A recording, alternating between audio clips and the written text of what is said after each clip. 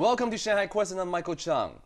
We live in a hustle and bustle city called Shanghai, and we are so used to people come and go. We're even used to all the changes happening around us all the time. But have you ever stopped for a moment to just listen? Listen to the sounds, the pure sounds that make you feel peace at heart, or have you found that special sound that reminds you of a moment in your childhood? Sounds can be a language, sounds can be momentous. It reveals the past, says the present, and even tells the future. Today, the guest in our studio, well, he follows local people around, but he listens. He listens to their stories. Let's welcome Terence LLoren from America. Welcome. Thank you, Michael. Terence preserves the sounds of Shanghai, and why does he do it? Let's find out.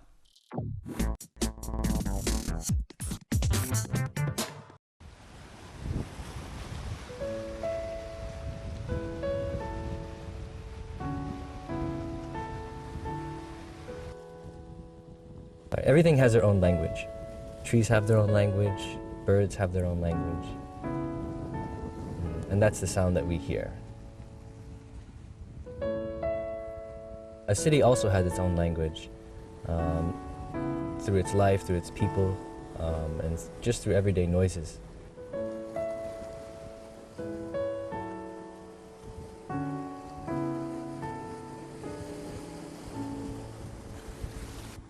Now I'm in Shanghai searching for the sound of this city.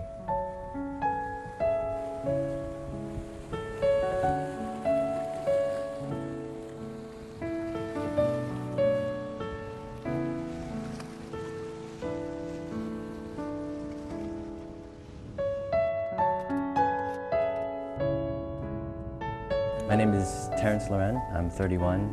I'm originally from Washington, D.C. in the United States, and I moved to Shanghai about 3.5 years ago. What I do in Shanghai is I'm a sound designer slash sound recordist. I work on like films, documentaries, commercials, that kind of stuff, anything related to audio. It's very cold today. Today we're going to be recording on Fujian Beilu. This is going to be another sound walk for the Growing Up in Shanghai book series that I'm working on. We're going to be recording my friend Lily. She's very enthusiastic about doing this walk, as you can see. So when I point to you, you can start. Okay, but I just want to get the area.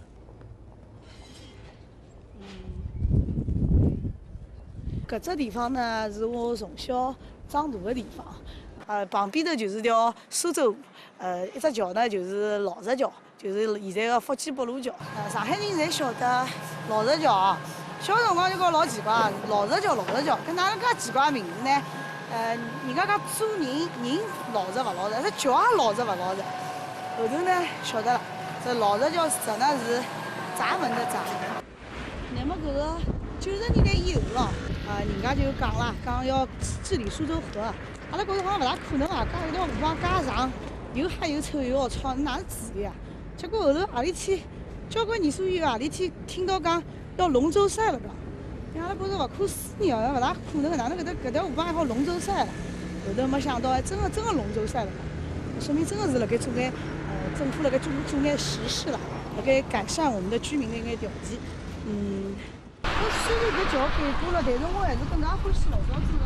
老里八糟很有生活气息，虽然龌龊点哦，但是桥浪向么侪是搿种小摊贩，卖各种各样物事，啥个鞋底板咯，啥个鞋带绳子咯，吃个物事咯，小人白相个物事咯，然后夏天哦，蹲辣搿搭风凉，老适宜个，除脱味道勿大好，搿倒真个是也没办法。但现在真个一切侪变脱了，我觉着，特别是搿只和平好像一绕，我觉着真个。 The most interesting part of this project was listening to their memories of, maybe less than 20 years ago, and you can actually see and hear how much it has actually changed. I mean, in some parts of Shanghai, you can't even see whatever they're talking about. It's totally new here, and that's what really intrigued me the most. These kids, well, actually these adults, I should say, talk about what they remember, and sometimes you can't, it's not there anymore. And so it's actually, describes Shanghai's past through their memories.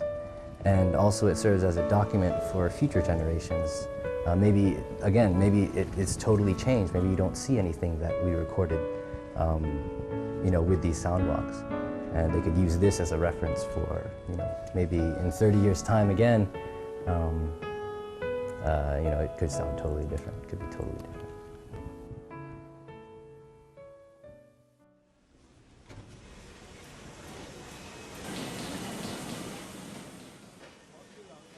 Right now, I have almost completed this book of sound walks that I have actually recorded in Shanghai. It started off as just a project where I recorded Shanghainese people walking around the areas where they are most familiar with. For example, maybe where they grew up, or where they met, let's say, a loved one, or just basically what they remember, when they were young, growing up in these locations.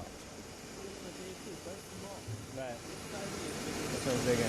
So basically, this is a sample of the cover that's going to be around the book. Before I met with Linus and we selected the paper. And what I wanted on the cover was actually embossing with a certain font, the title of the book. Since this is a test print, we found out that the font is it's too thin. It's too there's too much detail in the words. So what we're going to do is actually select another font so that it will be seen better. It will be more noticeable on a really light-colored surface. Should be stamping it like deeper than this, or is this the deepest it goes? So I just finished going to the printing factory, and they gave me a sample of the cover. Yeah, this is really great. I'm really happy and really excited about this book, and actually seeing something like physical like this is a dream come true, really.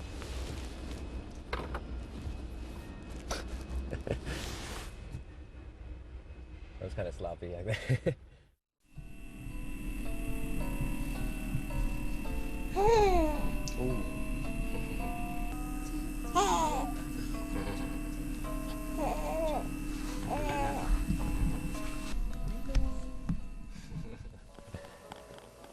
Good afternoon. Yeah, that's it. Smiling bigger. Yeah, this is my new daughter. She's almost 3 months old, and she's making a lot of noise. Yeah, at night, and you get to hear it. At 3 in the morning. Great. But I still love you. I still love you. Yeah. I try to whenever she's making noise, or when we give her a bath or whatever, I record her sounds that she makes, and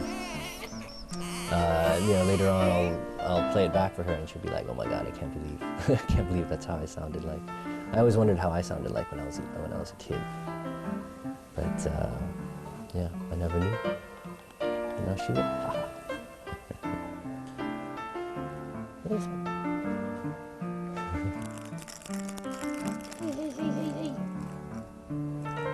Almost 3 months old. What is this? There you go. So right now what I'm doing is I'm editing the sound walk that we took on Fujian Beilu with Lily that day.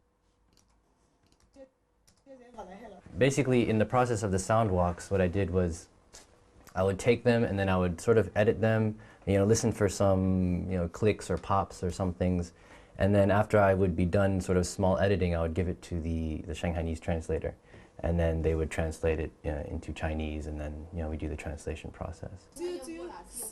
Yeah, it's really cool when I listen to these recordings again, because you start hearing things that you may not have heard when you were recording, and then some things were maybe some noises that you heard, maybe it creates the space. When you're recording, you're walking down an alleyway, but you're walking, and you're not really listening to how it sounds like. But then when you're at home, you're not in the space anymore, and then when you finally listen to this sound walk, it's like, it puts you right back to where you recorded it. So, for example, let's say here,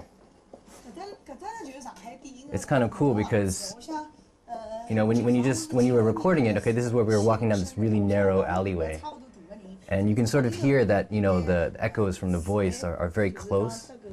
And so when you hear it with headphones, it really creates the space, this sort of imaginary space, and puts you back into the recording. When you pair it with like photos and stuff, it's, it helps you sort of picture it in your mind. It sort of gives you a reference that you can imagine. So it's really interesting to come back home and actually listen to whatever I recorded again.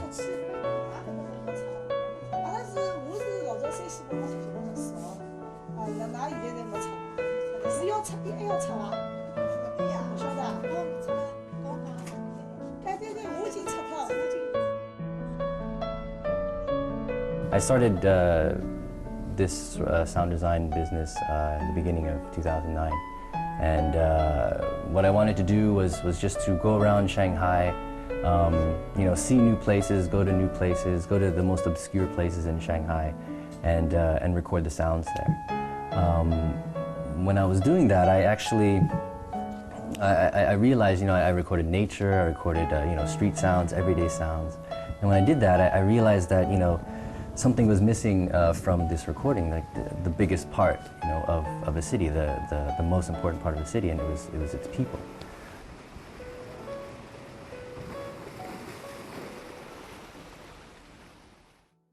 I'm here today with the photographer. This is Weina Lee, and she took all of the photos of the book, and she really helped a lot to actually help visualize, basically put into pictures what, the memories of these people. All of the people involved in this book, I tried to get, as much sort of Shanghainese as possible, just so that, it would mean more to them than, let's say, someone maybe outside of Shanghai. For one thing, they could understand the language. For one thing, it's their city. So I tried to, as hard as I could, as much as I could, to actually work with Shanghainese people for this book.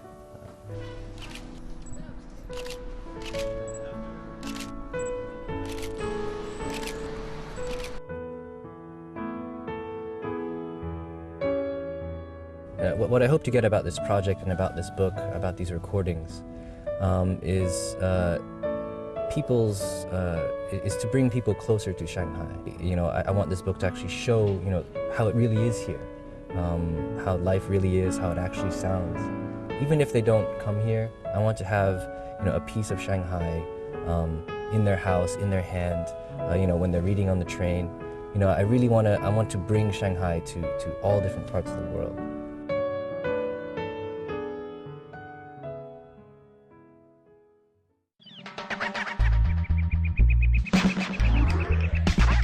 Welcome back to the studio, and welcome, Terence. Thank you. You have such an interesting job, I must say. Oh, well, it's okay. It could be very interesting, it could be very less than interesting sometimes. But back in school, you were majoring in something very, very different. Architecture, yeah. Is architecture sounds related in any way? To me, they are. Architecture is still something that I love quite a bit. Right. But my passion of my whole life is actually sound. So do you belong to a company now, or are you freelance? I'm freelancing right now. How is the business of sound in Shanghai? There's actually quite a bit. There's everybody wants to be a filmmaker in Shanghai, or director or whatever. Right. Anything related to media, exactly. TV or film. Exactly, and sound is actually something that's really largely overlooked, and everyone's like, oh yeah, where's the sound guy or whatnot. But I think that because there's so few people that are interested in doing it technically, there's actually quite a bit of work here, and I think that I'm seeing that right now. So. Yeah. Well, actually, Terence is working on a project, very interesting project right now. But I'm sure a lot of people have done similar projects in Shanghai, recording sounds in Shanghai, and then actually making writing a book about the sounds. What is it all about? Well, basically, to me, this project is something very personal. For one thing, it's doing what I love in a city that I love. And I think that really makes this project really unique, something that's more unique than anything else that I've heard of. Secondly, the ones that I have heard, I haven't heard all of them, mind you, but maybe just a few of them, it was either more commercially based or more like an audio tour where it's purely factual and historical, that kind of thing. and it was sort of missing sort of the passion and sort of missing the experience of Shanghai. And so in that sense, I think that's what sort of separates mine from those projects. What is the theme of your project? Is it the changes in Shanghai, the people of Shanghai, or the modernization of Shanghai? What is it? Actually, with this project, I was when I first started this project, I recorded somebody. I didn't know where this project would lead me. I didn't know what to expect. I just knew that I wanted to record. I just wanted to show a different experience of Shanghai. And when I first started, I recorded my friend. She's like, "Well, what are you doing?" I'm like, "Well, I'm just recording people walking around." Is she Shanghainese? Yeah, she's Shanghainese. Okay. And I'm just recording people walking around where they used to live or a place where they have memories of. And she's like, "Oh, okay, sounds simple enough." So we started doing it, and then after that, the first place we started was her apartment near Shuzhaohui, but she had moved out with her family 2001, I believe, and so it was all gutted, no doors, no windows, but it was still standing, getting ready to be demolished. And right from then, right when I met her in that area, the complex, I knew that it was going to be something bigger than I thought. And then every soundwalk was like this new adventure, a place I'd never been before, things I'd never seen before, and it was quite amazing. So and alongside of those, from the stories, from the sounds, from the pictures, from everything that I see during the recording, it shows all of that. It shows the progress. It shows the people. It shows the changes that have happened when you finally understand what they're saying, and then when you finally see what's around them, what's around you when you're walking. It really is about everything, and it's all done through sound. Your book is all on Shanghainese? Yeah. They're all Shanghainese. Yes. So in our profile, actually, we saw Terence taking a Shanghainese lady around Suzhou Creek, I believe, and then she was talking about some memories, but she was using the Shanghainese dialect. Do you understand That's right. Shanghainese? No, I don't understand Shanghainese. So how can you grasp the feeling, the core feeling of what she was talking about? Well, the cool thing about this is that when I approached this project, it was purely for sound, and the sound of the dialect, the sound of the street was really something that I really wanted to record. So in that sense, it was just totally all about sound. It didn't really matter if it was any understanding of what she was saying. When I started getting somebody to translate whatever I recorded, that's when I figured out, wow, this is a whole nother level that I can experience these recordings on. Basically, they designed their own walk. Right. I just followed them with a microphone. It was up to them. If they got lost, then I recorded it. If they didn't know what to say, I recorded it. It was totally their walk. This is really a personal project for not only for me, but actually for the people involved as well. Right. But come to think about it, Asians, especially Chinese, they're very shy, and they're very reserved, and spilling out their feelings, their emotions. Right. And how do you actually get them to tell what's on their mind? Well, the age group actually helped a lot. These were people between the ages of 25 and 30, right. 31, say.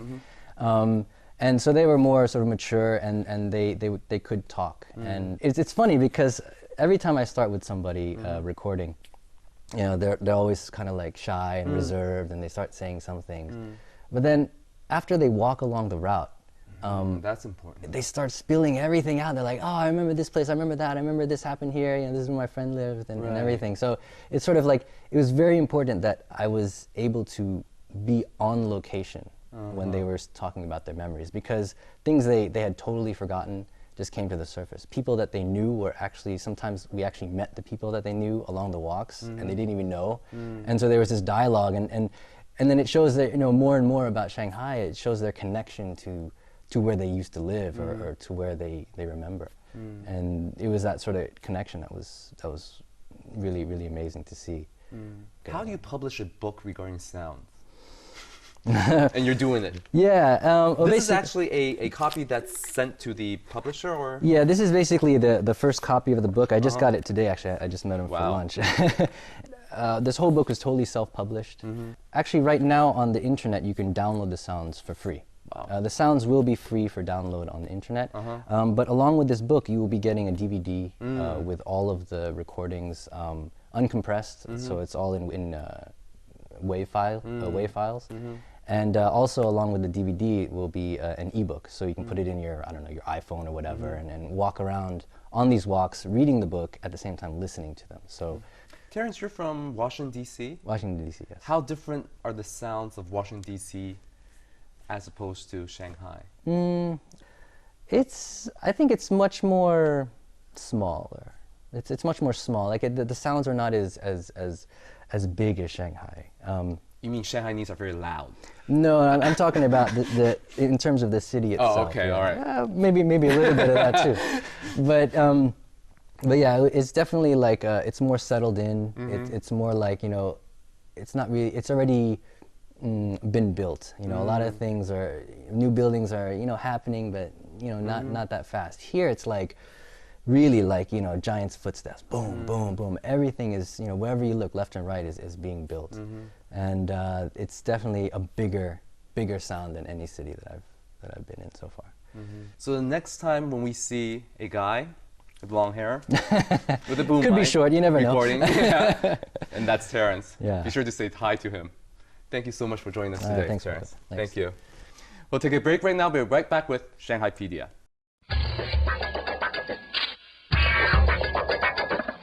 Welcome back to Shanghaipedia. How do you feel about today's show? Well, during the taping of this episode, we found a splendid seaside. It was when we were showing you Terence's profile. I thought I should share that special place with you, because there are places in Shanghai where you can still feel nature.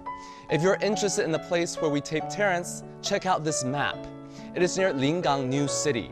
Go and feel nature and be sure to listen to the sounds around you, just like what Terence did.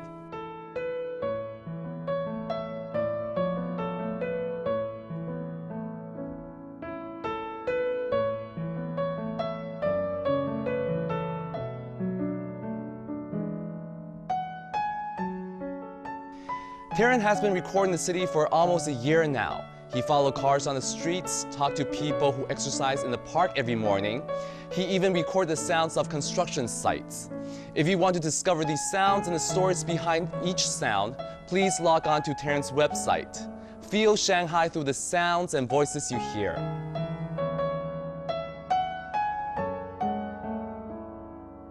If you are interested in becoming a part of Terence's project, if you want to become a specimen of Sound Walk Project, spending time walking under the sun, recalling and sharing childhood memories with Terence, just contact him directly.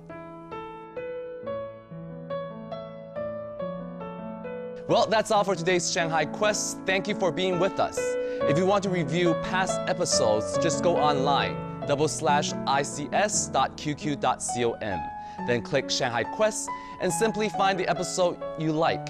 As usual, if you have any suggestions, please write to us at shanghaiquest@ics.smg.cn. Goodbye for now and see you all next week.